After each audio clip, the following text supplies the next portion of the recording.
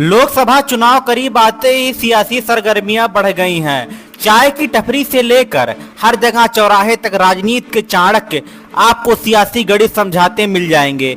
ऐसे में बस्ती जिले की सीट पर कब किसने बाजी मारी और कौन पीछे रह गया, यह जानना बेहद जरूरी है। वैसे तो बस्ती लोकसभा कभी कांग्रेस का गढ़ हुआ करता था, अब यहाँ भगवा लहरा रहा है। बस्ती लोकसभा के अंतर्गत 5 विधानसभाएं आती है, जिसमें बस्ती सदर, महादेवा, रुधौली, हरैया और कप्तानगंज है। अगर वोटरों की संख्या की बात करें, वोटरों के लिहाज से बात करें तो बस्ती जिले में 18,95,000 के आसपास वोट हैं।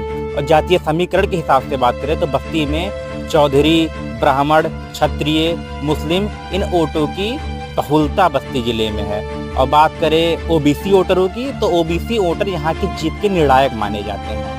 बात करें बस्ती लोकसभा के इतिहास की तो बस्ती जिले का लोकसभा इतिहास दिलचस्प रहा है। यह कभी कांग्रेस का गढ़ हुआ करता था। यहाँ पे कांग्रेस ने 7 बार जीत दर्ज की है, लेकिन सन 1984 के बाद कांग्रेस से जिस तरह लोगों ने फिर मुंह फेरा, उसके बाद कभी कांग्रेस को यहाँ पे आने का मौका नहीं दिया। बस्ती लोकसभा जो कभी कांग्रेस का गढ़ हुआ करता था, वहाँ आज भगवा लहरा रहा है।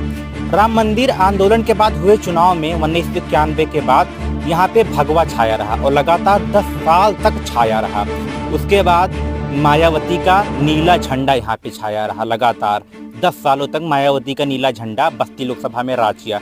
उसके बाद यहाँ पे हुए चुनाव में अभी वर्तमान में लगातार से 10 साल से बस्ती के जो सांसद वर्तमान हरीश द्विवेदी जीत रहे हैं और भगवा झंडा बस्ती जिले में लगातार 10 साल से इस समय लहरा रहा है। अब बात करें समाजवादी पार्टी की तो अभी समाजवादी पार्टी का यहाँ पे बस्ती लोकसभा में अभी खाता नहीं खुला है। सन 1991 राम मंदिर आंदोलन के बाद भाजपा के श्याम लाल यहाँ के 2 बार लगातार सांसद चुने गए। उसके बाद भाजपा के 98-99 करीब श्री राम चौहान वह भाजपा से सांसद यहाँ पे चुने गए। उसके बाद 2004 के बाद लालमणि प्रसाद थे, वह बस्ती के सांसद चुने गए। उसके बाद 2009 से 14 के बीच में पूर्व मंत्री राम प्रसाद चौधरी जी के भतीजे अरविंद चौधरी यहाँ से सांसद बसपा से चुने गए। समाजवादी पार्टी ने पूर्व मंत्री रहे राम प्रसाद चौधरी को अपना प्रत्याशी चुना है। राम प्रसाद चौधरी 5 बार कप्तानगंज से विधायक रह चुके हैं। उसके बाद वह खलीलाबाद से 1 बार सांसद रह चुके हैं। अब बात करें बीजेपी की, बीजेपी ने वर्तमान सांसद हरीश द्विवेदी को पुनः बस्ती लोकसभा का प्रत्याशी बनाया है, जो लगातार 2 बार से कमल खिला रहे हैं। अब उनके ऊपर दारोमदार होगा कि वो तीसरी बार कमल खिला पाते या नहीं। बात करें बसपा की तो बसपा ने भाजपा के पूर्व जिलाध्यक्ष रहे दयाशंकर मिश्रा को प्रत्याशी बनाया है।